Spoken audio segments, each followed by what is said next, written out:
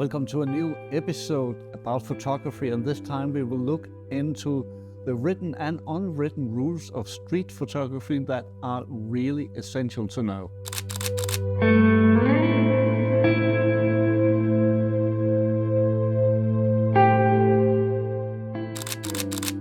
Be sure also to subscribe below so you follow this channel and get a notification each time I post a new video. Sign up for the newsletter so you can get information about workshops and photography where I write articles for the website. And of course, if you're interested in the workshops, take a look at the website and get the information about Paris, London, Copenhagen, Berlin, and other places where I have workshops this season. And finally, there is an Instagram account you also can follow. So do all of that and let's get back to the topic. Street photography is a genre where we have to take care of what we are doing, not just because there are personal rules in the street where you can photograph some things and you cannot photograph other things. And we have to be aware of that when we're hitting the streets with our cameras. Rule number 1 is you may not interfere with the GDPR rules. You cannot take pictures of people in the street where you're up close to them without their permission. And that's a basic rule, and it is a written rule, it is by law. So you cannot do that without people's acceptance. In reality, in writing, in real life, it's different. So let's dig into how close we can go without disturbing anybody. So far, I have not seen any cases of people dragging an amateur street photographer into court because they have been too close. But the rules are you cannot take a portrait picture, for example, of people without their acceptance in the street. It has to be a candid picture where you have some environment in the picture. It has to be a scenery where the face or the person is not the main object. And how can we distinguish between that and a portrait and a candid street photo where we have different elements in there? My basic advice is the closer you get to breaking the law. Then there are the unwritten rules. The closer you get to annoying people, and that's not what we're here for. I'm a photojournalist, and that's my main job, and I'm used to taking pictures of people with and without their acceptance in the public. I have different rules because I'm a photojournalist. I'm a member of the Danish Press Photographers Union, but there is a difference when I hit the street with my Leica M9 or my Sony for that sake and begin to take pictures for my own sake, for my own enjoyment, to publish them on social media, print them to hang them on the wall or whatever I do, make an exhibition, a book even. That will still be a different thing from when doing this as a professional where you have an assignment for a newspaper, for a website, a news publication, whatever it is. So as a private person, we have to obey those rules.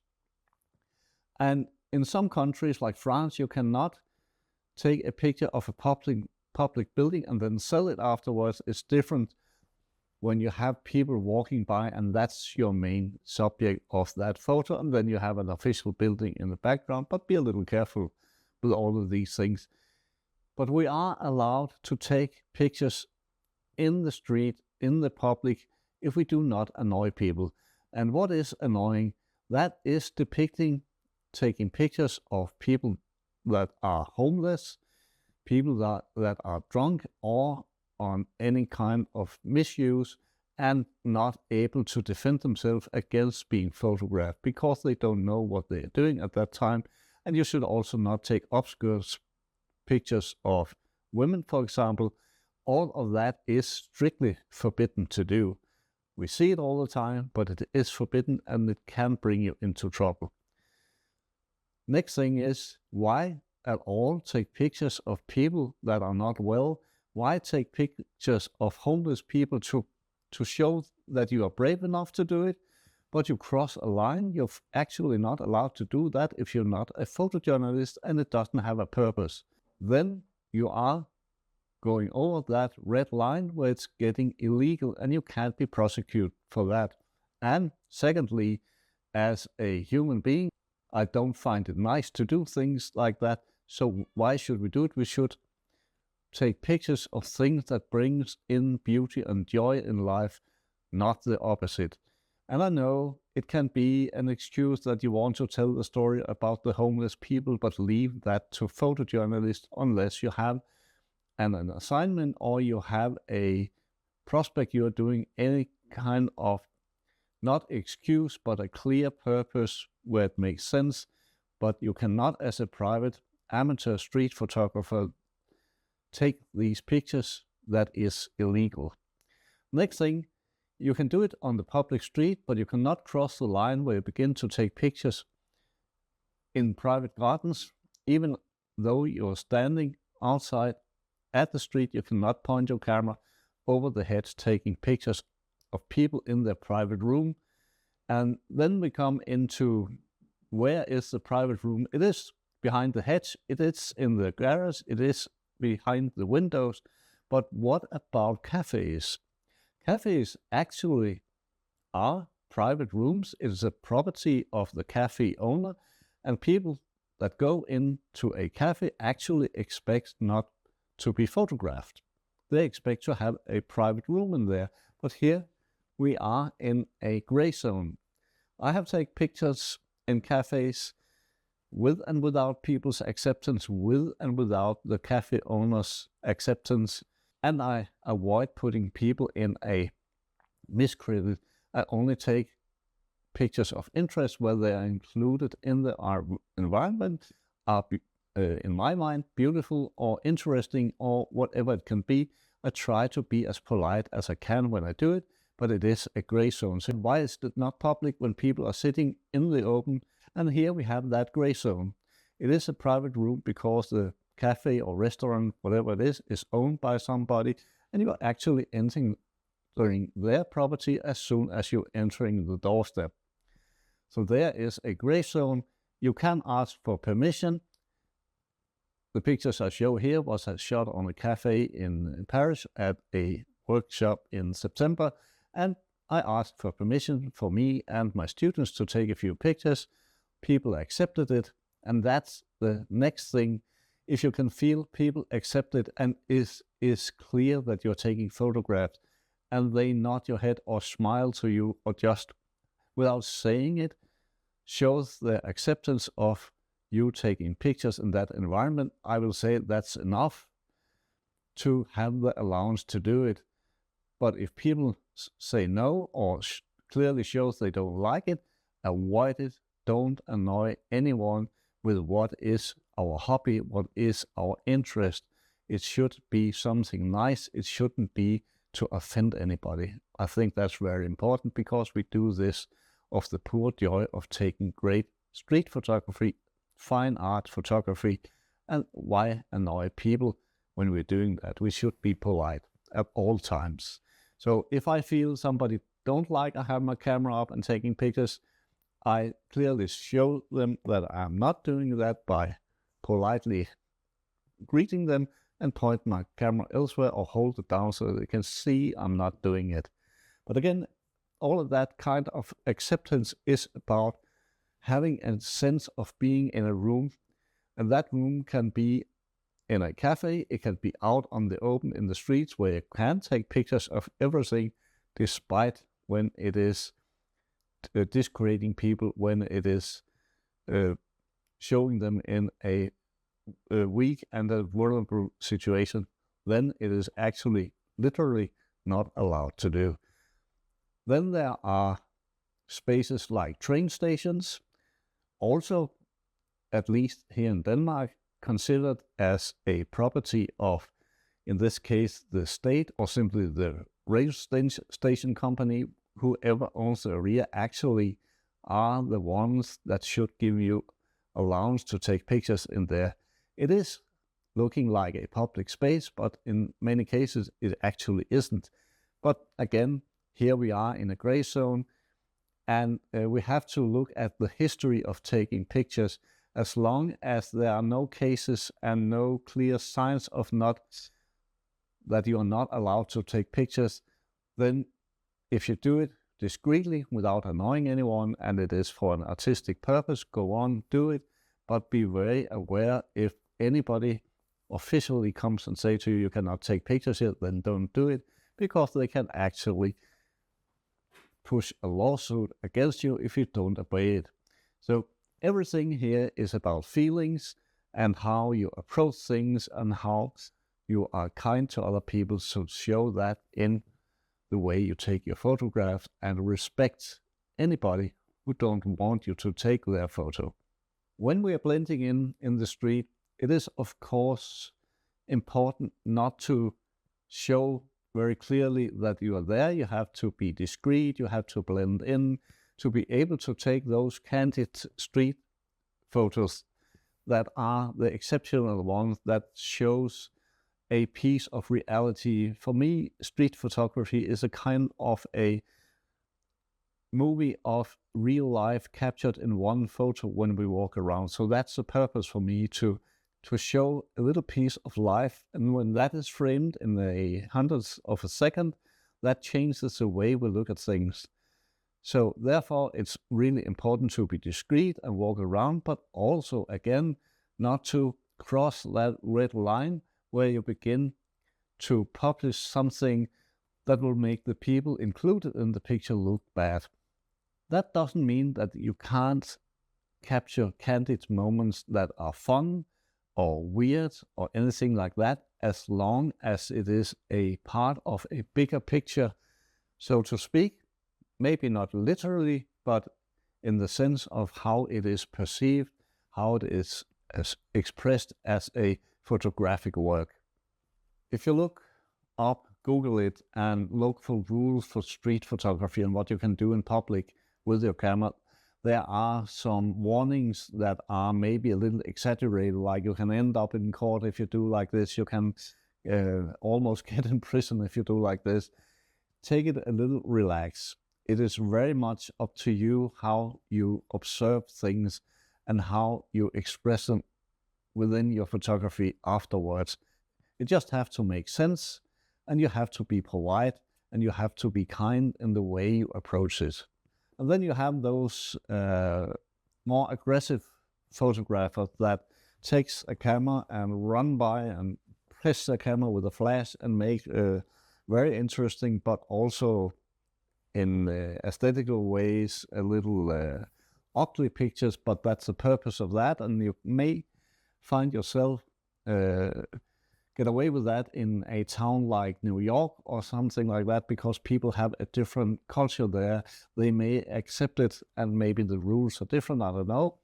But I would never do that in Denmark or in Germany, for example, because that will be crossing that red line heftily. I preserve my rights to do street photography that are beautiful, that are interesting, that are weird, street photography that are beautiful, that are interesting, that are weird, that are humorous, all that kind of stuff, which will not annoy anybody. And then, if you go up too close, maybe that's crossing that line, but still, if you feel the acceptance and you do not publish a picture that disrespects the people that are in it, but shows the beauty or the fun or the humor, then it is all right. But again, it is a personal feeling, how far you can go. And then there are the laws that you shouldn't break, but still it is gray zones. And I don't think you should cross that line. I think you should be respectful. So when you compose your pictures, be sure to make a scenery instead of just being brave enough to go up close or using a tailor lens so you can zoom in on people. But it is allowed to take sceneries where things happens, and it can be both buildings where people are passing by. It can be the people of interest in themselves, as long as they are not exposed in a way that will disregard them. And that's important. It can be funny, it can be weird, it can be all kinds of things. But if it is disrespectful, then I think you shouldn't publish it. And it happens that you take pictures that you have to delete afterwards because you find you're crossing the line. It can be children you're taking pictures of, and there you have to be more careful, both for the written and unwritten rules. You have to be extra careful with children, and if you feel insecure if you should take that picture or not, then maybe just leave it. Can you live without taking a picture of people in a certain situation? I think you can. In other cases, it is great and it is fun, and nobody will be hurt by publishing someone that have special clothes on, for example, because they have taken them on already. They are walking in the public, in the streets, so they are already exposed to everybody who walks around there. And if somebody takes a picture, is it a big harm? No, you have already exposed yourself to being photographed as soon as you walk in the public. But at the same time, and that's the unwritten rules, and that's the ethics here, you have not asked to be photographed and put on Facebook or Instagram. So again, the unwritten and ethics is very important to have in mind. Often I walk into an area with my camera to take pictures, and I bring my students in there, and nobody, unless they're really ignorant, when we are seeing different groups of people, 5 to 10 people walking around with their cameras up and take pictures of different things, then people will know there is a pretty good chance of being included in one of those photos. So if they don't like it, they can look at you and they can walk away. They can go in the other direction. They can wave. So you see, I have often seen people, not often, in between seen people doing like that. I smile to them, hold my camera down, and I accept they don't want to be in my picture. And that's perfectly fine, because there are millions of other people that don't care and just walk by. And today, with the annoying iPhones everywhere taking pictures, then it is rarely not to be photographed by somebody at some time. And I think there's a bigger acceptance of this nowadays, but there also is a movement where people like to have their privacy respected like we have it online. There are all sorts of restrictions, so we cannot just share anything we want. We cannot grab a picture from another person from a website and then post it on Facebook. We cannot just take pictures of people in their private room and post it anywhere, or we cannot even take the photograph without coming in conflict with the law. There's an example of a person walking in Germany in a leopard skin coat, and a photographer took the picture for a magazine and published it, so it was more or less a street photo. The person saw the picture depicted and actually put a lawsuit against that picture, because the person felt that the personal image and clothing was his or her right to wear and was protected by this person's personal copyrights. And actually the judge followed that and said that the photographer couldn't publish the picture, and he even had a, probably not a big one, but a small fine for publishing that picture. So again, here we have an example of, at least in one situation, someone has said, I don't want that photo to be published, you did it. I will put down my foot and say you can't do it by law, and the judge follow that. So we have to know that is something that could happen. But again, I see this as one of very few cases I have. This is the only case I have not searched a lot for that, and we see a lot of pictures of people in all kinds of situations published, and normally it's not an issue. If people are accessories to a picture, it's legal to take any kind of photos with them. That can be buildings, interesting lights and shades and forms and stuff like that, and you have people walking in the scenery, that will clearly be allowed.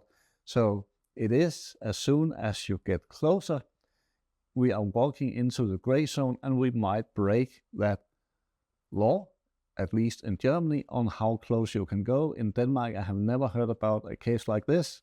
It is maybe also one-off. It's all about your ethics, but it's also about the rules in the country where you're in. So be sure to look that up before you go and hit the streets. And as long as you just pay respect to the people you photograph, and maybe not having as the main subject, just part of the scenery, that will be okay. But in each country, there will be different ways of looking at this. It will be more or less strict depending on where you're going. And each workshop where I teach, I of course have investigated this before, so I can instruct you in what you can do at that workshop in that city. One of the situations you should avoid is if you are walking around a cemetery and people are standing around mourning. It can be a really strong picture, but it is not allowed to take that because it shows people in one of the most vulnerable situations they can be in, and that's not allowed. We have to be very clear about that. A different situation is from Paris here on a photo workshop where a child was baptized, and we circled a little around, the group and I, and looked for interesting moments. But what I also do when I do that, I clearly have my camera ready. I show them, take pictures of different things, and then I approach them, maybe without talking to people. Sometimes I do. I chat a little and ask, is it okay I take a few pictures? And sometimes I just stand there on a little on a distance, watch them, and they watch me, and I can feel if they like it or not. And in this situation at that church in Paris, in the city, they smiled, and it was a happy moment, and they actually liked us to be interested in them. And after taking a few pictures, I also greeted some of them and say thank you for this wonderful moment sharing with us, and walked again, and everybody was happy. So there are a lot of ways to approach this without being disrespectful, without coming with those really strict punchlines, like I say, you can go to here or show you exactly where the line is. I have showed you a few examples of pictures I have taken, which I find okay. And then you can discuss with yourself, how far would you go, or how far away would you go to not annoy anyone with the beautiful art of street photography and still being able to take interesting pictures. So there's something to think about next time you hit the street. First of all, enjoy it and be respectful, and then you will be able to go a long way. Thank you for watching.